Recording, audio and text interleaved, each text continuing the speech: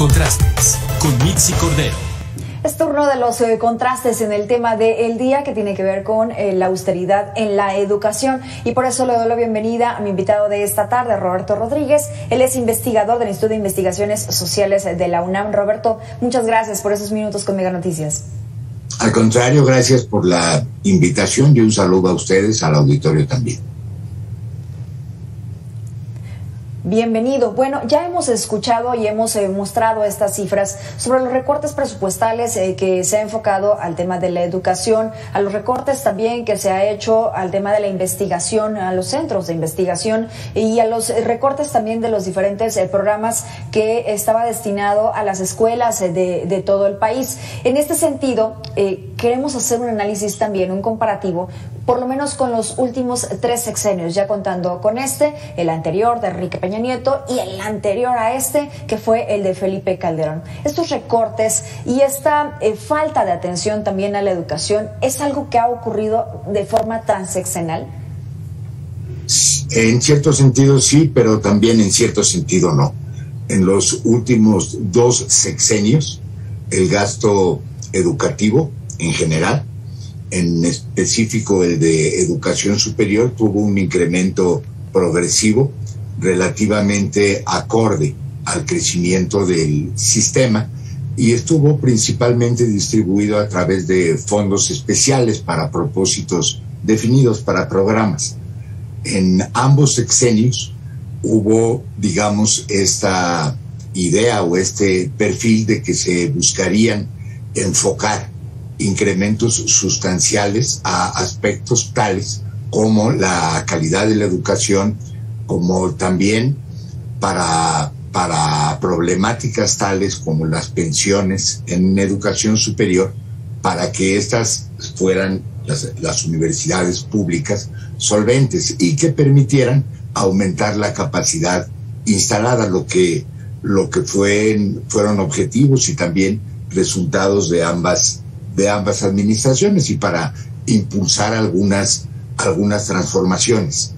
En el último sexenio, el sexenio de Peña Nieto, hay en realidad 2 etapas. Una primera, los primeros 3 años en que el impulso al gasto educativo en general, el de educación superior en particular, y de manera más acentuada el gasto para ciencia y tecnología, tuvo un incremento muy importante.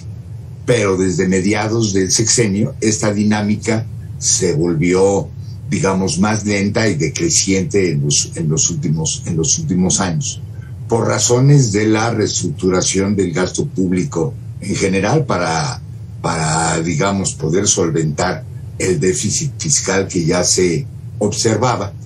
Y daría la impresión al inicio de este sexenio que la dinámica de crecimiento de gasto educativo y de gasto en ciencia y tecnología se habría de recuperar porque eran propósitos de la cuarta transformación, pero ello no ha ocurrido, sino más bien al contrario, y hemos visto cancelación de muchos, pero de una gran cantidad de proyectos y de procesos educativos, y su no sustitución por nuevos proyectos que fueran comparables o compatibles con ellos, sino más bien un enfoque que ha hecho énfasis en una sola variable del sistema, que son las becas para estudiantes en educación básica, sobre todo para media superior, y más o menos mantener las becas que se daban para educación superior. Yo creo que ese sería más o menos elementos comparativos en términos de financiamiento.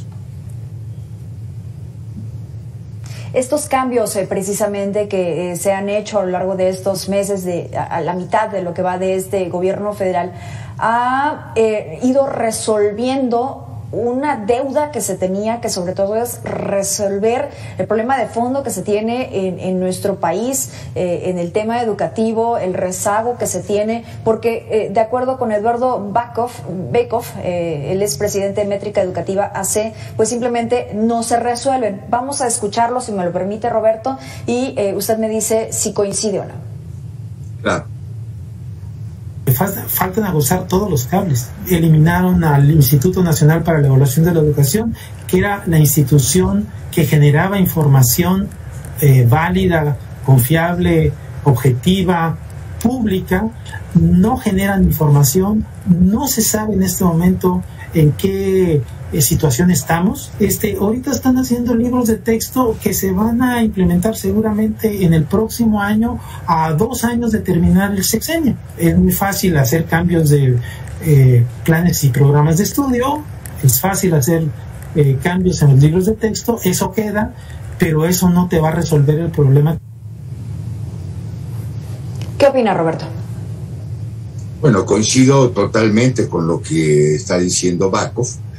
Este sexenio se ha caracterizado por una gran opacidad en las cifras educativas, en todos los renglones, pero lo que más preocupa en el renglón de los aprendizajes. Es verdad que el Instituto Nacional de Evaluación para la Educación estaba concentrado, entre otros aspectos, en la medición de los aprendizajes y en el desempeño de los docentes, y ahora no tenemos algo que sea semejante, no sabemos en dónde estamos parados. Suponemos que por efectos de la pandemia, por ejemplo, la no asistencia a las escuelas, se hayan perdido aprendizajes, pero no sabemos ni cuántos, ni cuáles, ni dónde, y es una deuda enorme del actual sexenio que nos puedan informar a los ciudadanos, a los padres de familia y a los que nos dedicamos a las tareas educativas, qué es lo que los estudiantes han logrado en los últimos años y cuáles son los déficits que habría que resolver, y eso es urgente y no parece ser la mejor medida lo que se está haciendo en términos de reformulación del currículum y de los libros de texto. Me parece que lo que está por venir se caracteriza por una gran desorganización y por una gran desorientación en el momento en que se afirma, por ejemplo, que habría que desterrar la idea de calidad educativa porque ella pertenece al lenguaje de la gerencia, entre otros despropósitos. Como por ejemplo también desaparecer las palabras neoliberales en los libros de texto. ¿Qué tanto abona esto en la educación? El mismo doctor Bakov nos decía esta situación, ¿no? De que en realidad pues no cambiar palabras no cambiaba también una realidad de lo que se vive en la educación. Roberto, vamos a escucharlo y usted seguramente coincidirá en esto. Sí, se están haciendo cambios que yo lo decía en algún momento. Tú no puedes cambiar la terminología que se utiliza en todo el mundo. Quieres quitar la palabra rezago, la quieren quitar. La palabra abandono, también la quieren quitar. La palabra evaluación, también la quieren quitar. Es decir, el cambio de palabras, el cambio de terminología no cambia nada la realidad, pero sí la complica cuando tú te quieres comparar con otros países o cuando quieres saber cómo está tu sistema educativo respecto al pasado. Entonces es una locura, un sinsentido lo que está sucediendo en México y se está perdiendo el tiempo en cosas superfluas y no se está atendiendo lo central. Los esfuerzos deberían de estar enfocados en otro, la atención debería estar enfocado en otro lado más que en cambiar palabras. El cambio de palabras finalmente es lo de menos. El problema es que se está cambiando la manera de entender la educación. Sí. La aspiración a la calidad educativa no es parte del vocabulario neoliberal. Es un acuerdo que ha tomado la UNESCO, inició con el movimiento Educación para Todos en 1990. Hoy forma parte de uno de los objetivos que están previstos para el año 2030.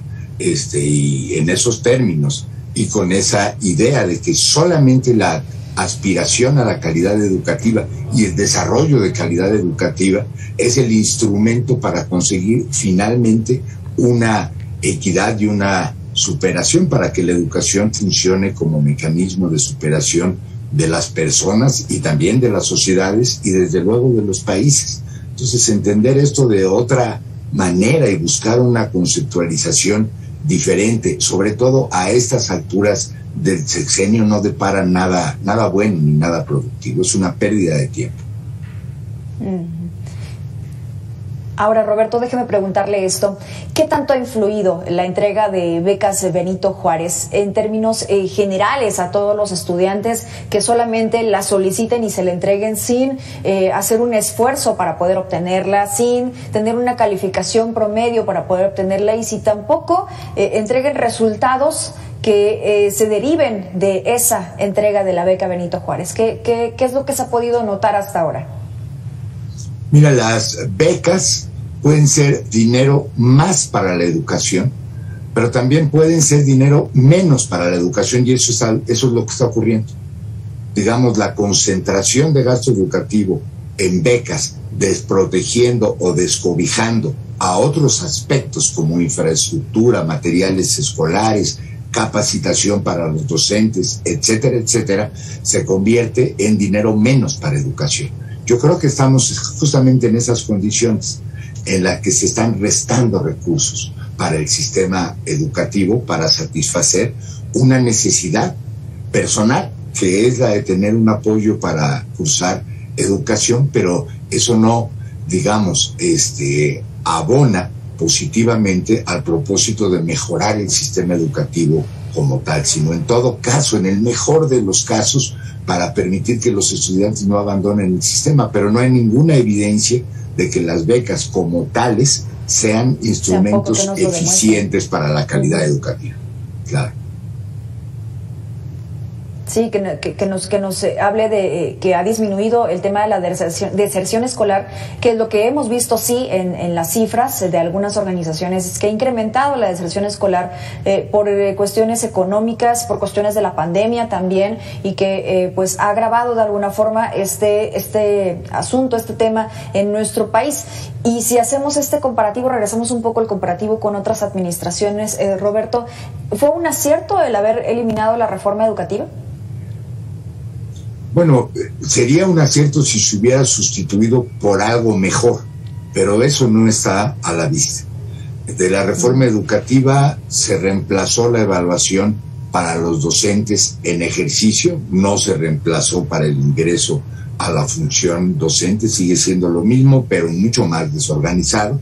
Y la reforma de los contenidos educativos apenas se está gestando en estas asambleas de maestros que buscan recoger sus opiniones para los nuevos planes y programas, pero con un enfoque, ya lo dijimos, en que lo único que queda claro es la crítica al modelo anterior, pero aún no queda claro hacia dónde se quiere orientar la enseñanza en los próximos años.